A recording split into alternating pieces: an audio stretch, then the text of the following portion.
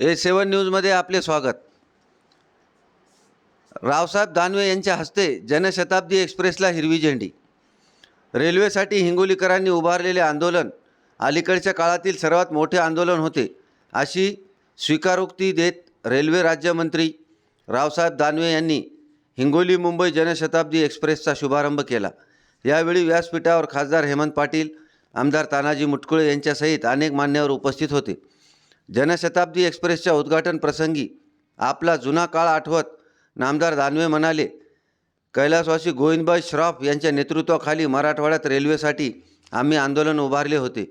त्यावेळी कधी असे वाटले नव्हते की या मागण्या पूर्ण करण्याची जबाबदारी कधी आपल्याच खांद्यावर येईल। त्या काळाचा विचार करून मी मराठवाड्यातील रेल्वे बाबतच्या मागण्यांचा नेहमीच सकारात्मक विचार केला आहे, असे त्यांनी सांगितले। आपण दिल्लीत असलो तरी आपल्या भागातून रेल्वे सुविधाबाबत येणाऱ्या प्रत्येक वर्तमानपत्रांच्या बातमीवर आपले लक्ष असते। यावेळी हिंगोलीच्या रेल्वे संघर्ष समितीने उभारलेल्या आंदोलनाचे कौतुक करत नामदार दानवे म्हणाले की अलीकडच्या काळात मराठवाड्यात झालेल्या रेल्वेच्या आंदोलनात हिंगोलीकरांचे आंदोलन सर्वात मोठे होते। बोलण्याच्या ओघात नामदार दानवे मनातलेही बोलून गेले। ते म्हणाले की जालन्याच्या नावाने सुरू झालेली जनशताब्दी एक्सप्रेस हिंगोलीकरांना देण्याची माझी मुळीच इच्छा नव्हती।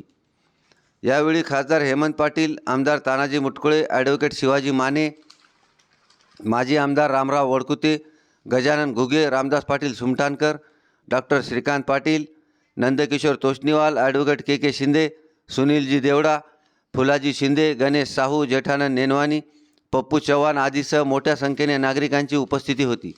A7 न्यूजसाठी अनिस अहमद, हिंगोली। आपले स्थानिक लोकप्रतिनिधी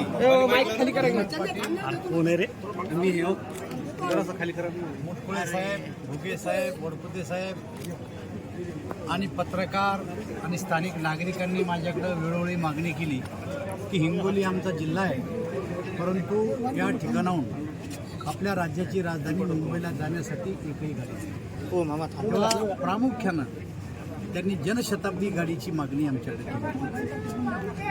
गेले अनेक दिवस ही मागणी करत होते आणि शेवटी या सर्व लोकप्रतिनिधीच्या, पत्रकारांच्या आणि स्थानिकांच्या मागणीला न्याय दिला पाहिजे म्हणून आज रोजी या ठिकाणी जालन्याला जी जनशताब्दी थांबत होती ती आज आम्ही हिंगोलीपर्यंत आणली आणि आता दररोज ही गाडी हिंगोलीहून मुंबईला सकाळी 4:15 वाजता निघणार आहे आणि मुंबईहून परत म्हणजे दर दिवस ही गाडी आता हिंगोलीहून निघणार आहे। 12 तारखेला 12 किंवा 13 तारखेला तुम्ही म्हणलात की पंतप्रधान लातूरला येतात। काय पंतप्रधान लातूरला नाही, पंतप्रधान 2000 ठिकाणचे उद्घाटनं ऑनलाईन देशभरातले विविध प्रकारचे उद्घाटनं हे दिल्लीतून करणार आहे आणि त्या ठिकाणचे लोकप्रतिनिधी त्या स्पॉटवर उपस्थित राहून उद्घाटन करणार। 14 किंवा 15 तारखेला आचारसंहिता लागणार असल्याचं तुम्ही सांगितलेलं आहे।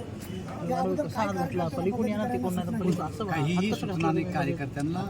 नेहमी कार्यकर्त्यांची जशी बैठक होती त्याप्रमाणे आम्ही बैठक घेतली। बैठकीमध्ये लोकसभेची निवडणूक आहे, या लोकसभेच्या निवडणुकीत सगळ्यांनी एकत्र येऊन काम करावं आणि या देशाच्या प्रधानमंत्री नरेंद्रभाई मोदी यांना पुन्हा प्रधानमंत्री करण्यासाठी आपण प्रयत्न करावे, एवढंच मी आव्हान। राज ठाकरे यांनी आज भाजपवरती टीका केली आहे। भाजप सध्या दुसऱ्यांचे पोरं पूर्णा डिझेल घोटाळ्याची CID चौकशी होईल काय? असं आहे, त्याचा FIR झालेला आहे, चौकशी सुरू आहे। राज ठाकरेंनी आज भाजपवरती टीका केली। भाजप सध्या दुसऱ्यांचे पोरं कडेवर घेते, कमरेवर घेते असं बोलले।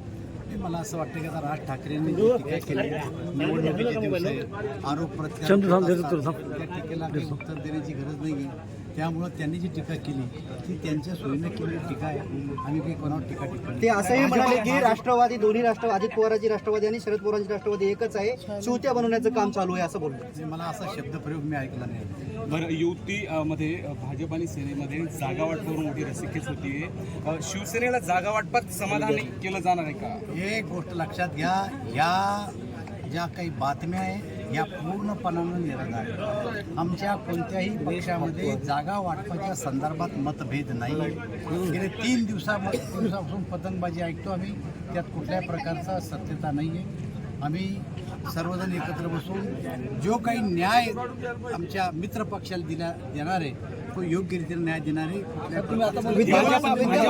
हिंगोलीची जागा कोण विद्यमान लढणार? खासदार आता स्टेजवर असतानाच आमदार मुटकुळे यांनी या हिंगोलीच्या जागेवरती दावा केला तर कसं बघता? प्रत्येकाला असं वाटतं की आमचा पक्ष वाढला पाहिजे. उद्या हेमंत पाटील सुद्धा तिथं स्टेजवर जातील आणि त्यांचे कार्यकर्ते बसेल असतील त्या ठिकाणी तेही अशी मागणी करतील.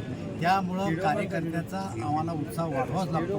परंतु शेवटी भारतीय जनता पार्टीचे आम्ही कार्यकर्ते श्रेष्ठीचा जो आदेश होईल आणि जो काही निर्णय येईल तो आम्हाला सगळ्यांना मान्य आहे. भाजपा कर्ज काढून